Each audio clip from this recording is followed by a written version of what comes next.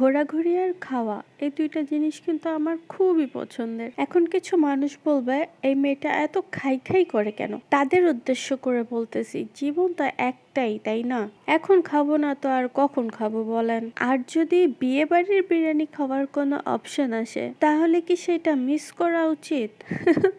যাই হোক, এতক্ষণ মজা করছিলাম, এই মজার ভেতর কিন্তু সত্য কথাও ছিল। তো সেই দিন খালামণির সাথে গিয়েছিলাম তার কলিগের ছেলের বিয়ে দাওয়াতে। প্রোগ্রামটা খুলনার মোংলা বন্দর কলোনিতে করেছিল।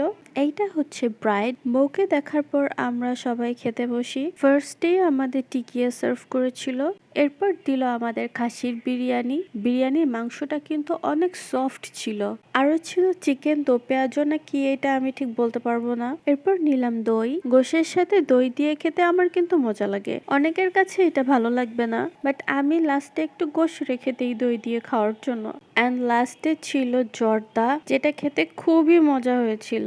কমিউনিটি সেন্টারের সাথেই নদী ছিল, তাই আমরা খাওয়া দাওয়া শেষ করে আমি আর তুবা নদীর পাড়ে চলে আসি। আমি আরো কিছুক্ষণ নদীর পাড়ে বসতে চেয়েছিলাম, কিন্তু তুবা ওইখানে সাপের ভয় পাচ্ছিল, তাই আর বেশিক্ষণ থাকতে পারিনি।